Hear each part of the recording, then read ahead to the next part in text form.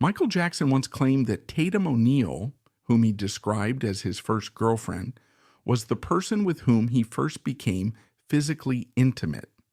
Years later, when Tatum released her memoir, she delivered a version of events that clashed starkly with his. This collision of recollections, filled with teenage longing and starstruck illusions, is just one of many extraordinary episodes in a life story that can only be called tumultuous.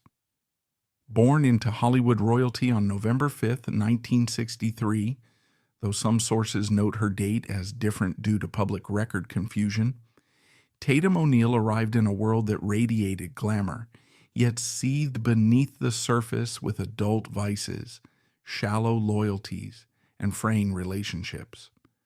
Her parents, actor Ryan O'Neal and actress Joanna Moore, were revered for their looks and star power, a photogenic young couple whose union seemed, at least outwardly, like a fairy tale. But behind the polished facade lay chaos that would shape Tatum's entire existence. From her earliest days, Tatum O'Neal existed in a peculiar realm where the magical glow of Hollywood collided with the bristling tensions of two parents whose tempers, addictions, and clashing egos far overshadowed their star wattage. Ryan O'Neal and Joanna Moore, both bright lights in the entertainment universe, found themselves caught in a fast, explosive bond. Their marriage, commenced with hope and fanfare, swiftly unraveled beneath arguments, rumored infidelities, and what some on the outskirts labeled volatile dispositions made worse by cocktails. Tatum and her younger brother Griffin were swept up in that tidal wave of grown-up dramas, absorbing the brunt of emotional crossfire they scarcely understood. When Tatum was just a toddler, the couple's internal storms reached a breaking point, culminating in a rancorous divorce by 1967. Although many onlookers assumed a father with Ryan's resources and connections might claim custody, the court's decision startled Hollywood watchers. Joanna Moore was granted sole custody of both children. Many speculated that Ryan, already at the threshold of larger career opportunities, did not fight strenuously for full custody. Meanwhile, Joanna Moore, a woman who had once played charming co-star roles on shows like The Andy Griffith Show, carried a hidden darkness. Behind her sweet public persona lay a gnawing struggle with substance abuse, including alcohol and prescription pills. The judge's decision, whether influenced by illusions about maternal preference or incomplete information regarding Joanna's addictions, would shape Tatum and Griffin's immediate fate. A mother's home is often presumed safe, but for Tatum, it was anything but. Joanna, descending ever further into her addictions, lost the ability to maintain even the semblance of normal housekeeping.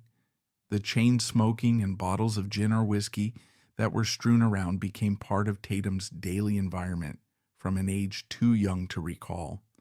When Joanna soared high on a bender, she might vanish for entire nights, or she might slump in bed for hours, leaving Tatum and Griffin free to roam the property, or, more accurately, scavenge to survive. There was seldom a ready meal in the fridge, seldom a caretaker to say brush your teeth or time to go to bed. Their small frames endured near constant hunger. Joanna's chaotic relationships with an array of men, some fleeting, some dangerously manipulative, further exposed Tatum to adult vices no child should witness. Indeed, Tatum would later recall that the men entering her mother's life didn't just bring tension. In some cases, they inflicted direct harm, whether by intimidation or by abuse. Tatum felt powerless to stop. In this environment of casual neglect, Tatum learned to rely on Griffin. They rummaged through cupboards, searching for anything edible. They'd sometimes stay locked in a bedroom to avoid the rowdy scenes in the living room, or else they were left alone in a garage when their mother was off with a boyfriend. In one especially haunting memory, Tatum recounted how hunger forced them to open a tin of dog food. With no adult around to protest, the siblings ate from it, tears mixing with every bite as they realized this was their only option for staving off hunger. The once lovely figure of Joanna Moore, star of comedic or dramatic roles on film, had devolved into a ghost-like presence in the house, her children's welfare subjugated to her next fix of pills or liquor. Left to their own devices, Tatum and Griffin performed stunts no adult would approve, lighting small fires in the backyard, running half-naked across the lawn, leaping off the roof just to see if they could land without injury. On some occasions, Tatum said, they went to the bathroom on the floor because no one told them otherwise or because the bathroom was locked or too filthy. Even academically, they fell between the cracks. If a nanny or neighbor asked about school, Tatum might lie that they were being tutored, but in reality they seldom attended consistently. By the time Tatum was old enough to form conscious memories, her sense of normal was grotesquely skewed. She believed it was standard for a mother to vanish for days, standard for a kitchen to have no workable stove or well-stocked pantry, standard for men to come in and out of a woman's bedroom without explanation. As Joanna's addictions worsened, local authorities eventually took notice. Neighbors occasionally glimpsed the children wandering around at odd hours, or rummaging in trash bins, or wearing the same clothes for weeks. The film roles that once brought Joanna recognition had dried up. No studio wanted to hire someone who was perpetually intoxicated, missing call times, and sporting puffy eyes from consecutive nights of partying. Meanwhile, her finances unraveled, leaving the house in a sorry state of disrepair. With no caretaker stepping forward to salvage the family, social services intervened. In 1970, a court hearing concluded that Joanna was unfit to have full custody. Tatum and Griffin were to be removed from her care and placed under their father's guardianship. Joanna, drained emotionally and physically, sank deeper into her addictions, never truly recovering. To Tatum, even with only 6 or 7 years behind her, leaving behind her mother's house was both frightening, she had never lived elsewhere, and hopeful. Maybe her father, Ryan O'Neal, would rescue her from this swirl of deprivations. After all, he was a recognized actor with certain comedic or dramatic chops and a presumably better sense of adult responsibility. But Tatum's illusions soon splintered. Ryan was indeed in the prime of his Hollywood career. Fresh off notable roles, he reveled in a rebellious persona. He had no problem partying, hooking up with starlets, and staying out at exclusive clubs. Tatum discovered that her father's brand of care was at best intermittent. Yes, they had a fridge full of food. Yes, they wore nicer clothes. Yes, they lived in a more glamorous neighborhood. But emotional safety was another story. Ryan's temper, by many accounts, could be terrifying. He expected obedience from Tatum and Griffin, and if they tested him, if Tatum demanded attention or displayed rebelliousness, he responded harshly, sometimes physically. Worse, Tatum was again immersed in a world of adult vices. Ryan saw no harm in taking Tatum to the Playboy Mansion when she was barely out of grade school. He considered it all in good fun, not grasping that a child might find it confusing or disturbing to see adult merriment, half-dressed models, free-flowing alcohol, and open drug use. Tatum tried to cling to the fantasy that life under her father's roof would be normal, but that notion eroded daily. If her father was in a good mood, he might kiss her on the head and call her kid.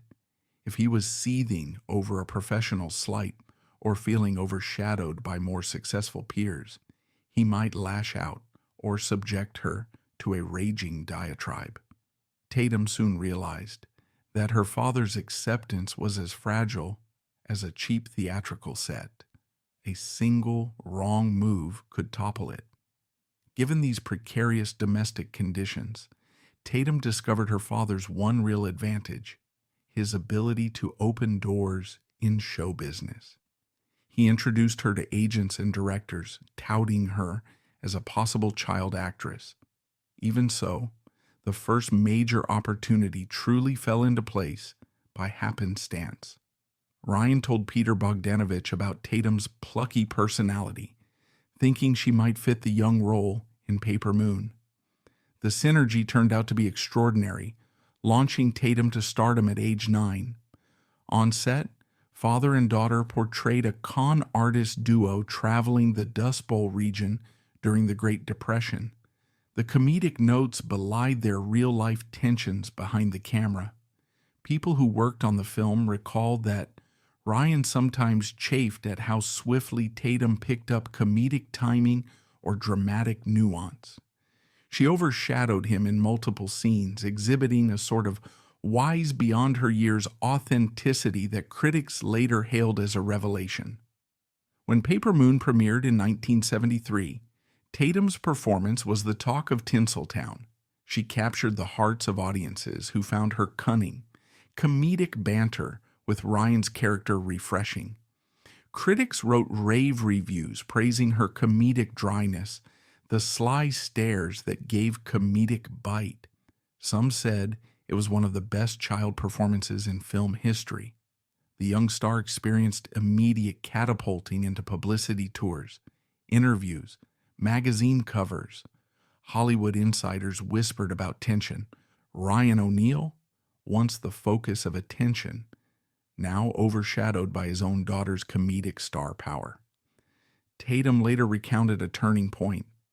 On the night the film was completed, Ryan seemed more sullen than proud, as if he resented the swirl of compliments directed at her. Instead of championing her success, he withdrew, leaving Tatum uncertain whether she should celebrate or minimize her achievements. Then the Oscars came calling. In early 1974, Tatum's nomination for Best Supporting Actress was confirmed. Her father, overshadowed by a comedic 10-year-old, wavered between forced pride and outright jealousy. On Oscar night, Tatum marched on stage in a child-sized tuxedo that complemented her short hair. The backstory? Tatum had been living with the Kubrick family for a year while Ryan filmed Barry Lyndon in Ireland. In a whimsical or rebellious moment, Stanley Kubrick's daughter, Vivian, had cut Tatum's hair so short it ended up as a pixie. With little time to correct it, Tatum found herself forced to adopt that look for the biggest night of her life. It became iconic, though the behind-the-scenes reality, she said, was far from glamorous. When Tatum was declared the winner, she made Academy history, the youngest person to win a competitive Oscar. Rapturous applause filled the auditorium. She stood there, a small figure dwarfed by the stage, holding the golden statue that was nearly as tall as her torso, stammering a short acceptance speech. In the wings, Ryan O'Neal presumably stewed in complicated emotions. Tatum had soared to a place not even he had achieved at that age. The illusions of paternal pride were overshadowed by comedic irony. As the father's star was now upstaged by the daughter, he had only half-heartedly tried to help. Once again, Tatum perceived an ominous chill from him afterward, a sense that their father-daughter bond was, if anything, more frayed than before. Yet success brought Tatum more roles. She starred in The Bad News Bears, 1976, a comedic sports story of a misfit Little League team. Tatum delivered a tough, sassy performance that seemed to confirm her comedic skill, but personal strife at home persisted. Ryan was still a roving presence, with new girlfriends entering Tatum's life only to vanish after weeks or months. She lived in a swirl of partying that, while less severe than Joanna Moore's negligence, contained its own brand of emotional turmoil. She was introduced to substances earlier than any child should be, wandering through adult parties at the Playboy Mansion, seeing her father's circle pass around lines of powder or pop open pills with casual banter.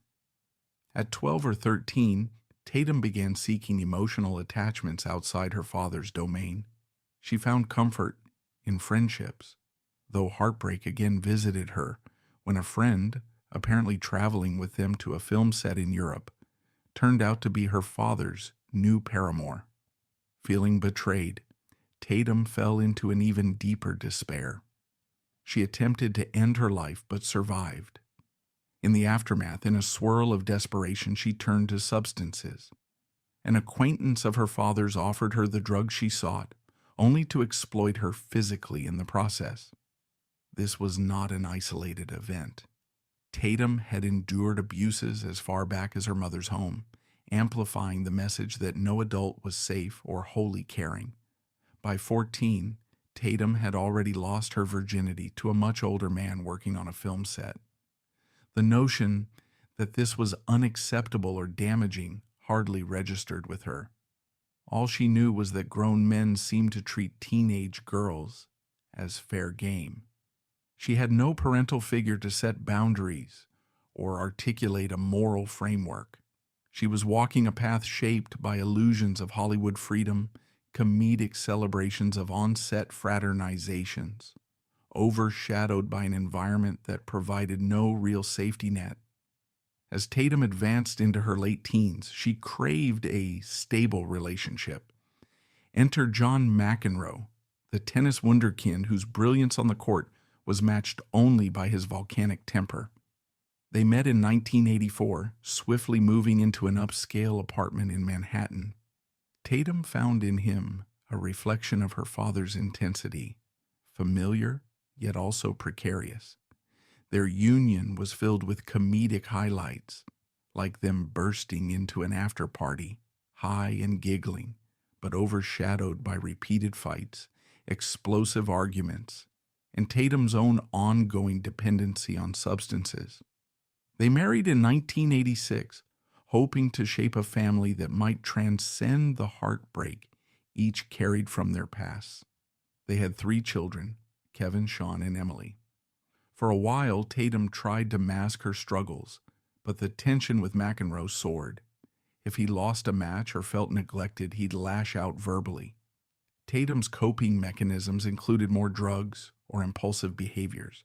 Ultimately, the marriage collapsed in 1992, finalizing in divorce by 1994. Over the next few years, Tatum sank deeper into addiction. A court, considering her unpredictable lifestyle and drug track record, awarded custody of their 3 children to McEnroe. Tatum was left alone, reeling from the parallel to her mother's downfall, vowing not to let the cycle repeat but uncertain how to break free. Scrambling to reclaim her sense of self, Tatum took minor television roles, stints on such shows as Sex and the City, Criminal Minds, Law and Order, SVU, and eventually found a steadier comedic dramatic part in the Dennis Leary series Rescue Me, 2004 to 2011. She portrayed Maggie Gavin, an alcoholic sibling to the show's lead. The role allowed Tatum to pour her real-life experiences with substance abuse and family dysfunction into comedic but also raw performances. Critics saw a spark of that same authenticity that once anchored her in Paper Moon. She said that the show reminded her that people can transform their pain into comedic, heartfelt storytelling. She tried to remain sober during the production, though relapses lurked. In 2008, Tatum O'Neal made headlines again with an arrest near her New York apartment. Police found illicit substances in her possession. She scrambled to produce an explanation, first claiming she was doing research for a role. Realizing that sounded hollow, she changed tack, stating the police had saved her life by preventing a full relapse. The scandal once again put her on the defensive, but she accepted a deal and committed to rehab. Public sympathy was mixed. Some viewed Tatum as a perpetual cautionary tale. Others admired her candor in acknowledging that addiction rarely offers a neat, permanent cure. Meanwhile, Tatum's father remained a vexing figure in her life. In 2001, she published her first memoir, A Paper Life, describing in detail the alleged emotional abuse and paternal neglect she endured. Ryan O'Neal, called her claims malicious fiction. The father-daughter standoff continued, overshadowed by a swirl of mutual blame. A decade later, Oprah Winfrey produced Ryan and Tatum, The O'Neals, a docu-series intended to follow their reconciliation. Cameras rolled as father and daughter attempted therapy, reconnected awkwardly, and tried to resolve decades of hostility. The public watched, half hopeful, but by the final episodes their progress seemed minimal. Ryan told journalists that any bond forged on camera was undone once the cameras turned off. Tatum wrote another memoir, Found, A Daughter's Journey Home, describing how filming a reality show dredged up old wounds, overshadowing comedic attempts to lighten the mood. The docu-series ended after one season. The father and daughter parted ways again. Her relationships with siblings also faltered. Griffin O'Neal had initially corroborated some of Tatum's stories about Ryan's temper, but later admitted he no longer had contact with Tatum. Patrick O'Neal, another half-sibling, condemned Tatum's memoirs as an assault on their father's character. Redmond O'Neal, the youngest, slipped into repeated arrests, drug charges, violent acts culminating in a 2018 incarceration for alleged armed robbery and attempted murder. Tatum, who had tried to reach out, realized no amount of sisterly concern would rescue him from an unyielding cycle of self-destruction. Then, of course, stands the cameo story of Michael Jackson in the tapestry of Tatum's life. In the late 1970s, Jackson was an introspective teen star on the verge of becoming the king of pop. Tatum was the Golden Oscar winner, overshadowed by swirling personal chaos. They found common ground in phone calls, shared anxieties, a mutual sense of early stardom's burdens. In one version, Tatum claimed Jackson wanted more physical closeness than she was ready for. In Jackson's version, Tatum was the temptress who scared him away with her boldness. The comedic discrepancy between these two recollections fueled tabloids for years. Tatum, in her 2004 memoir, insisted, "We never slept together," thereby refuting Jackson's romantic illusions. This minor saga points to the surreal environment Tatum inhabited. At 16 or 17, she navigated an emotional scenario with Michael Jackson, each uncertain how to handle adult intimacy, while the entire entertainment world watched from the sidelines. As the years progressed, Tatum O'Neal tried to reclaim some comedic measure of normalcy. She found partial solace in mothering her children, though trust took time to rebuild. Her daughter Emily witnessed Tatum's addiction firsthand, discovering drug paraphernalia at a young age. Tatum tried to reestablish lines of communication, acknowledging regrets for the absentee, chaotic version of motherhood she had offered them. Some comedic moments surfaced as Tatum tried to approach them in a maternal role, teaching them tasks she herself had never learned until far too late. The children, now grown, remain cautious, having each inherited a slice of Tatum's rebelliousness or Ryan's temper. Interviews with them reveal a complicated empathy for their mother, who was once a child star, overshadowed by illusions of success. Among Tatum's well-wishers, ex-husband John McEnroe remains a thorny presence. In his 2002 memoir, You Cannot Be Serious, McEnroe alleged that he and Tatum were high the first time they slept together. He recounted comedic or frantic episodes of her storming through nights or partying with questionable crowds. Tatum, reading the book, fired back with claims that McEnroe used steroids to maintain his performance or that he manipulated the narrative. Over time, though, Tatum toned down the vitriol, publicly admitting that she retains fondness for John and that the best times of her life were likely during their early romance. Their children, grown and forging their own paths, sometimes mediate the tension between them, though the comedic friction flares up whenever one parent overshares in interviews.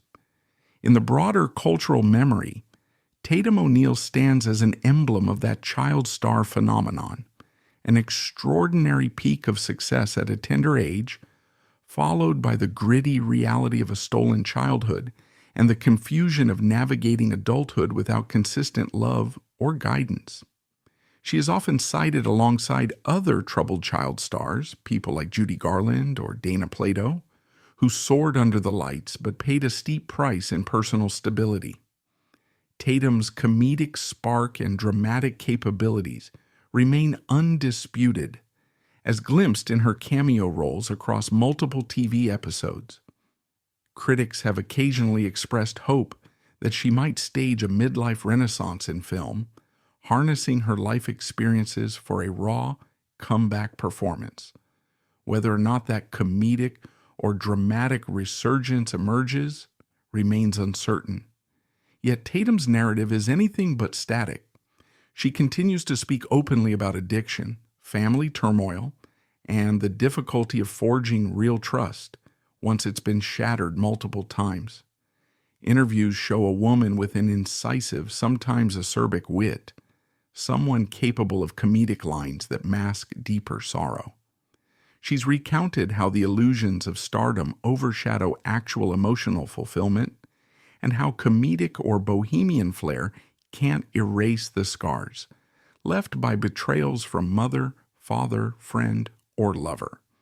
Her story underscores the difference between comedic illusions on screen and real life, between childhood fantasies and the adult tragedies that can result from familial negligence and a constant pass from adult obligations. If Tatum O'Neal's story lacks a neat, triumphant bow, it offers caution and complexity.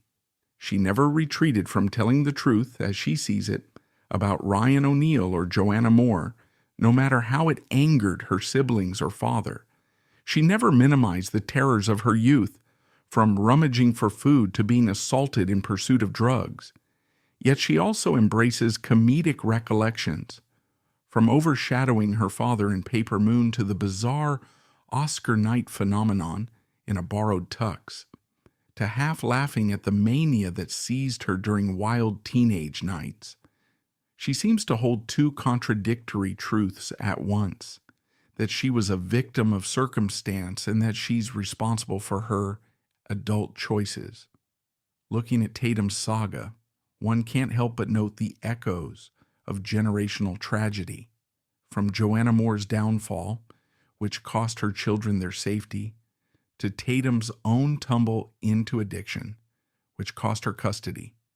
The comedic fate of child star success overshadowing real life resonates from mother to daughter, each undone by personal demons. Tatum has striven to break the chain, forging a precarious path to redemption with therapy, writing, frank interviews. She might slip up, like the 2008 drug arrest, but she bounces back, seeking new ways to reframe the illusions, overshadowing her comedic synergy with family, fame, and identity. Her account with Michael Jackson is symbolic of her entire adolescence, a swirl of illusions, comedic interplay, overshadowed by the confusion of too much grown-up attention. The comedic spectacle is that each of them told contradictory stories, reflecting how young celebrities can be so lost they can't unify their memories. Jackson soared to global superstardom. Tatum sank into the underbelly of Hollywood's used and discarded cycle, but each signaled that they'd cherish the other in some intangible sense. That ephemeral bond, overshadowed by illusions, comedic or tragic, forms yet another puzzle piece in Tatum's restless puzzle. In the end, Tatum O'Neal stands as both cautionary figure and testament to resilience. She shows how a triumphant child actress can be undone by a father's jealousy, a mother's addictions, and an industry that rarely extends genuine support. She also shows how comedic or creative sparks can remain no matter how battered one's life becomes. Despite heartbreak upon heartbreak, Tatum still emerges in interviews, smiling wearily acknowledging her mistakes and refusing to disclaim the comedic self that once enthralled the world in Paper Moon. She might not top Hollywood's current star charts, but her life story remains vital, a labyrinth of illusions overshadowing comedic synergy, where a 9-year-old soared in front of the camera, only to face nightmares behind the scenes, but never entirely let them define her. Today, Tatum continues to share updates. She might appear at occasional events, sometimes alongside her children, sometimes alone, reflecting on how her father's health issues or her mother's memories still shape her choices. She's published books about her path, revealing a nuance that she lacked in her youth. Some fans hope for a father-daughter cameo in a new project, though illusions overshadow comedic synergy as usual. Ryan is older and ill. Tatum remains uncertain about how to navigate that final push for reconciliation. What remains unshakable is Tatum O'Neal's place as an Oscar winner at the age of 10, a comedic, dramatic achievement that dwarfs many adult filmographies. That piece of Hollywood lore can't be undone by tabloids or personal fiascos. Meanwhile, her personal story is instructive about the costs of child stardom, overshadowed by illusions, comedic or otherwise, that promise freedom but deliver heartbreak, overshadowing comedic synergy in real family love. Tatum's refusal to vanish or sugarcoat her tribulations stands as a final comedic rebuke to those illusions. She says, in effect, I'm still here. I still have a voice. And perhaps that defiance is the comedic coda of Tatum O'Neal's life so far, overshadowed by tragedies, but never fully silenced. Moore was an addict. She struggled not just with alcohol, but also prescription pills, leading to a spiral of negligence that shaped Tatum's earliest memories. In her later accounts, Tatum recalled going days without decent meals or supervision. She and Griffin roamed their mother's house in a state of near-feral disregard, starved for nutrition and basic attention. There are horrifying stories.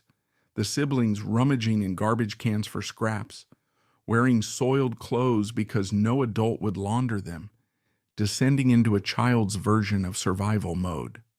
On one occasion, they even resorted to eating dog food in a garage, locked away from the rest of the house. Joanna was too deep into her addictions to notice or intervene.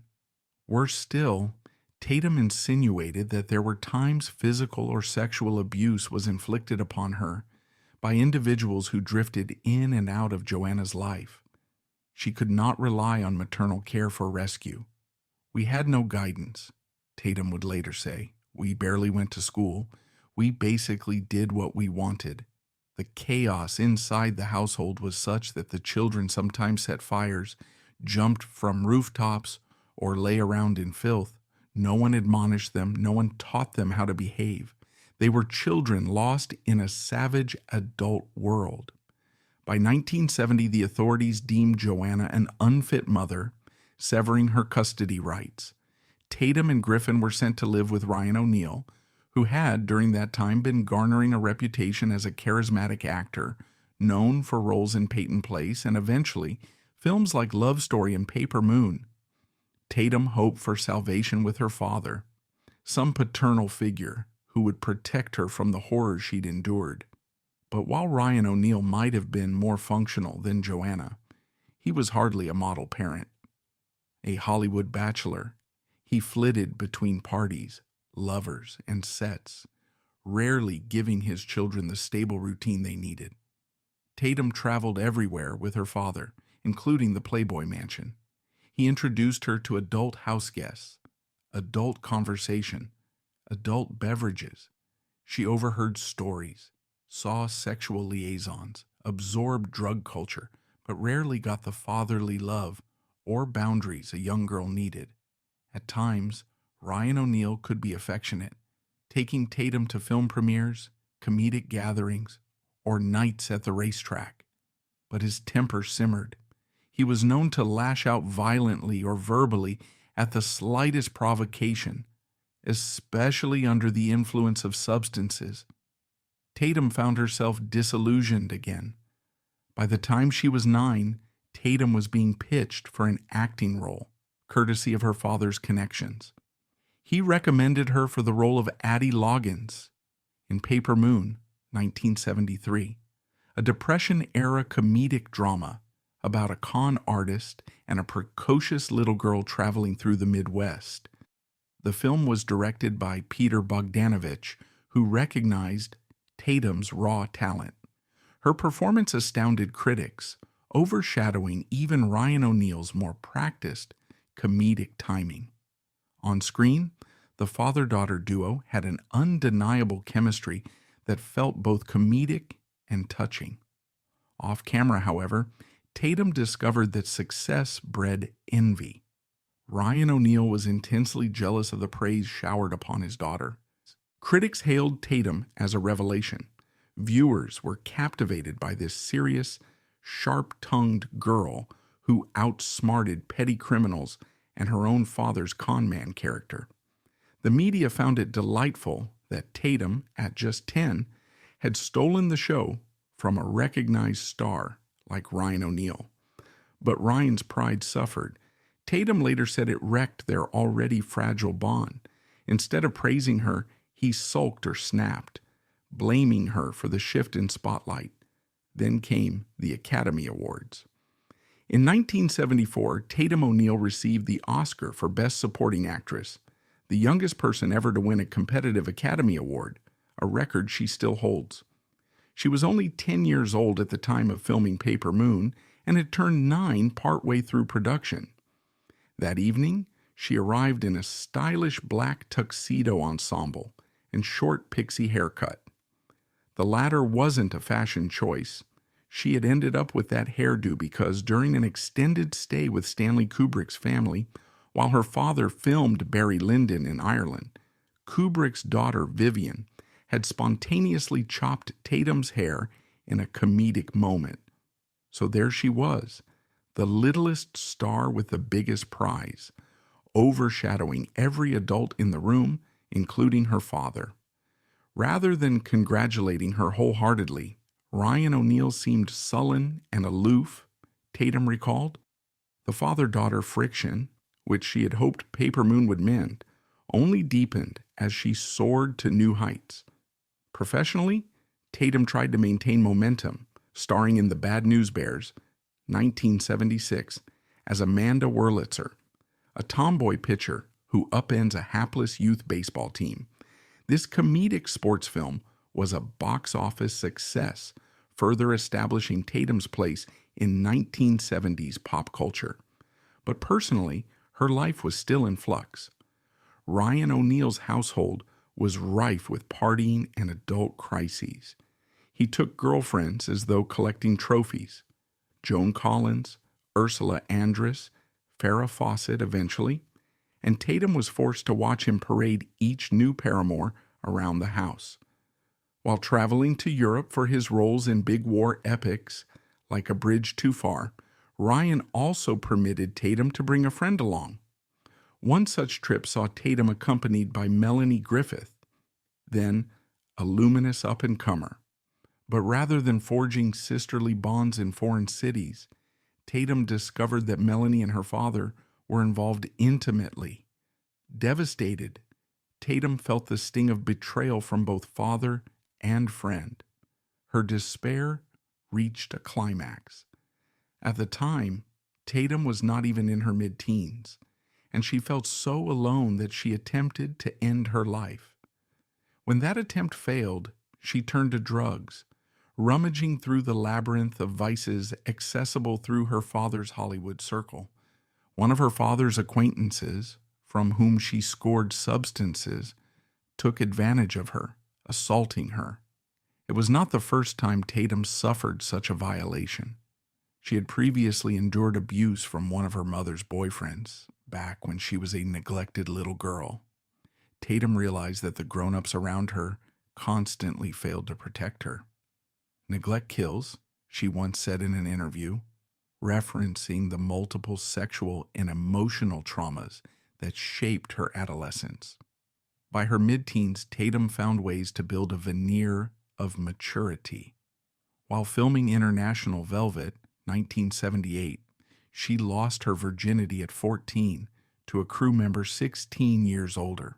She insisted she didn't realize how inappropriate that was, having no stable adult guidance to clarify right from wrong. She believed such relationships were normal in her upside-down environment. Then at 18, she embarked on a high-profile relationship with tennis phenom John McEnroe, a temperamental star not unlike her father. They began dating in 1984, moved into an upscale New York apartment, then married in 1986. The union produced 3 children, Kevin, Sean, and Emily. For a while, Tatum tried domestic life, although she and John partied heavily, and both possessed volatile personalities. McEnroe's tantrums, both on and off the court, mirrored Tatum's readiness to lash out. The couple's downward spiral was inevitable. By 1992, their relationship was beyond saving, culminating in a messy divorce finalized in 1994. A bitter custody battle ensued. By this time, Tatum had developed an intense drug habit, as had many in her orbit. McEnroe convinced the courts that she was unfit to be a sole caregiver. Tatum lost custody of her children in 1998. The heartbreak of losing her kids jolted her out of some illusions. Desperate to reunite the family, she pledged sobriety, checking into rehab multiple times.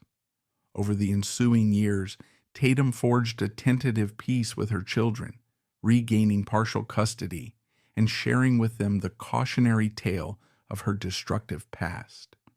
Sean, in an interview, recalled a childhood where he locked himself in his room because his mother's behavior frightened him. She wasn't acting like herself. Tatum recognized how her father's absentee parenting and mother's neglect had shaped her own poor decisions. She strove to be different for her kids. Professionally, Tatum's star had dimmed after Paper Moon and The Bad News Bears. She took minor roles in a few 1980s pictures, but found them unfulfilling. She pivoted to television, guesting on popular series like Sex and the City, Criminal Minds, and Law & Order, Special Victims Unit. Yet none offered the comedic or dramatic heft that might recapture her early acclaim. In 2004, though, a modest breakthrough arrived. Tatum landed a recurring role as Maggie Gavin on the firefighter dramedy Rescue Me, starring Dennis Leary. She played Maggie with a raw comedic bite tinged with her real-life experiences of addiction. Fans and critics appreciated the authenticity. The show lasted 7 seasons, giving Tatum a measure of stability and a reputation for being a scene stealer in ensemble casts. Yet the lure of drugs never wholly released its grip. In 2008, Tatum O'Neal made headlines when police arrested her near her Manhattan apartment, reportedly purchasing illicit substances. Her explanations were inconsistent. First, she claimed it was for a role. Then she told reporters she was grateful to the officers for halting a relapse. She eventually pleaded guilty to a lesser charge, entering another rehab program. The incident forced her to face the cyclical nature of her addiction and her own lingering emotional wounds. Another complicated tie was her paternal bond with Ryan O'Neal, a relationship riddled with estrangement. In 2001, Tatum published A Paper Life, a memoir that laid bare allegations of her father's cruelty and jealousy, her mother's addictions, her sexual abuse experiences, and her marriage struggles. Ryan O'Neal was incensed, calling the book a volume of malicious lies intended to generate buzz.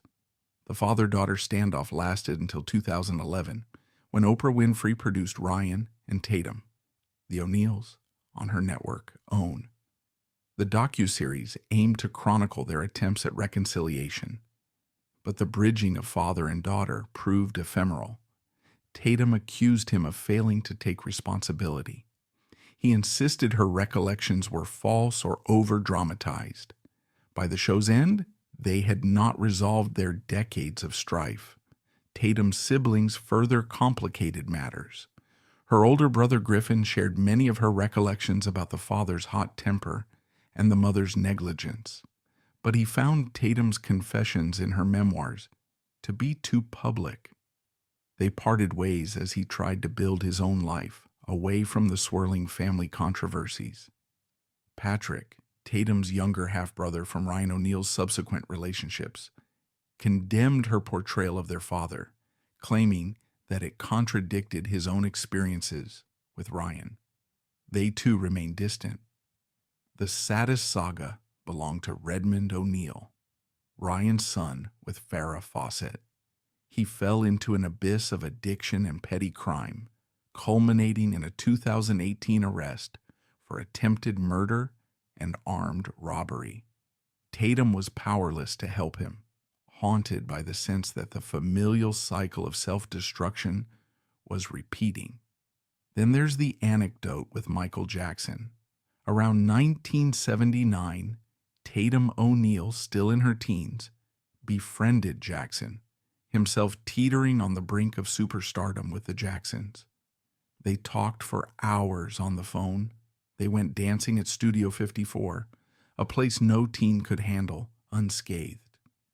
In Michael's telling, Tatum seduced him, leading to an awkward initiation into physical intimacy. In Tatum's telling, she resisted his moves because she felt too young, and the entire claim that they slept together was Jackson's fantasy.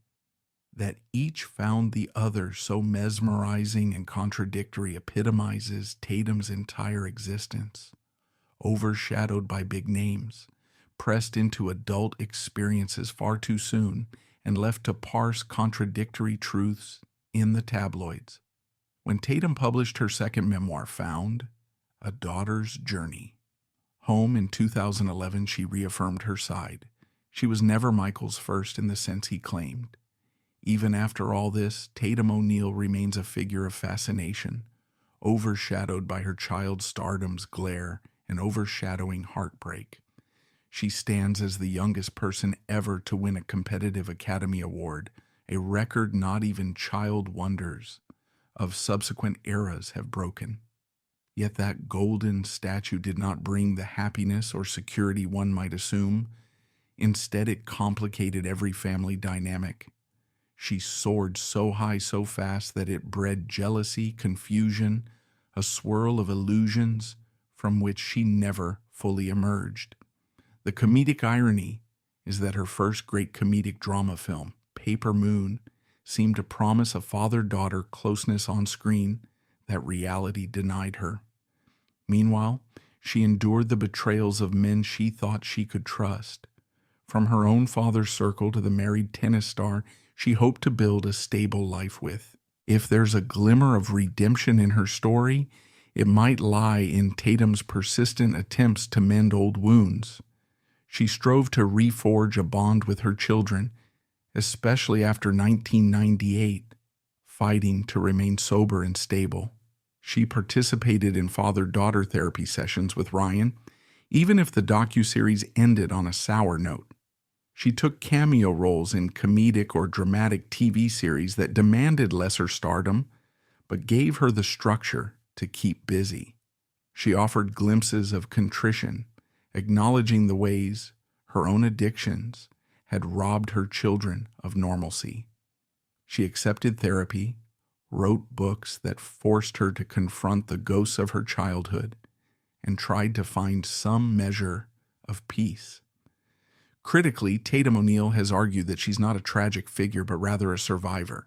She overcame the paternal neglect, maternal addiction, childhood assault, teenage drug use, early adult stardom, tabloid fiascos, and messy divorce.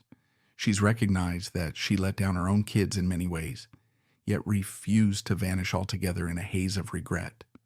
In interviews, she states that she's always searching for new chapters, be it comedic cameo roles or personal self-improvement.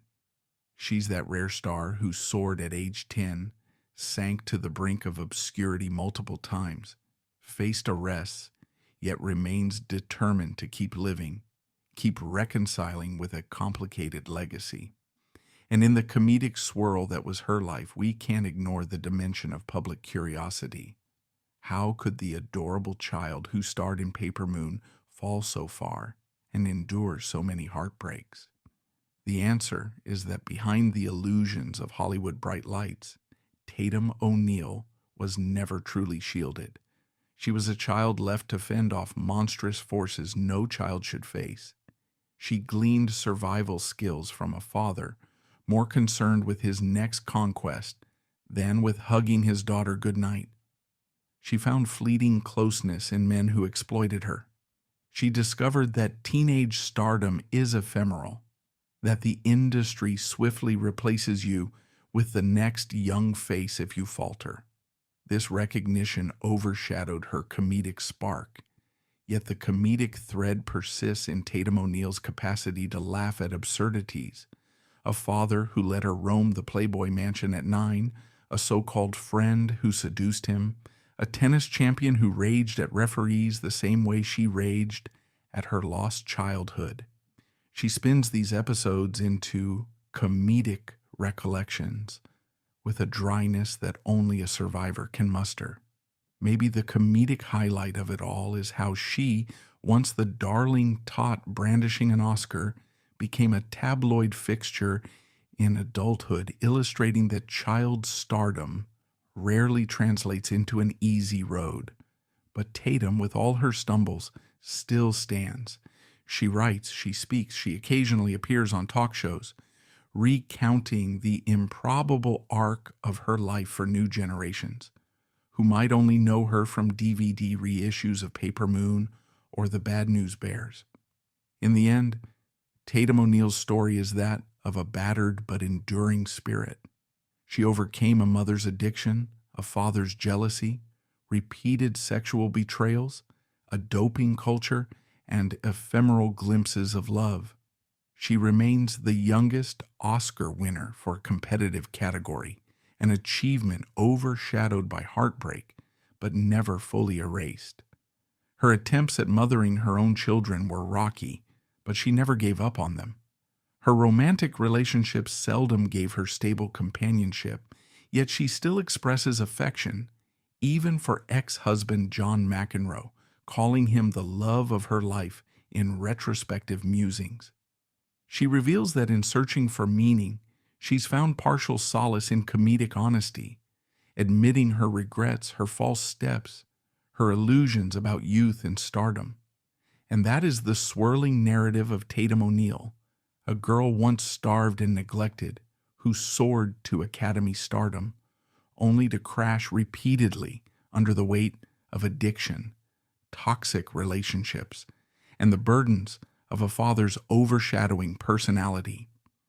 She remains a living testament to the perils of child celebrity in the savage adult sphere, a comedic but poignant example that fame cannot cure old wounds or forcibly create stable family ties. Ultimately, in each new step, Tatum tries forging a better path, even if the illusions overshadow comedic synergy once again. She carries on, deeply scarred, deeply human, not letting the flames of her early tragedies fully incinerate her. Perhaps that determination is her real trophy, overshadowing the golden statue she clutched at age 10, her unstoppable refusal to vanish. The comedic irony is that the Oscar might fade from the public's memory, but her survival story endures, complicated, messy, and unforgettably raw.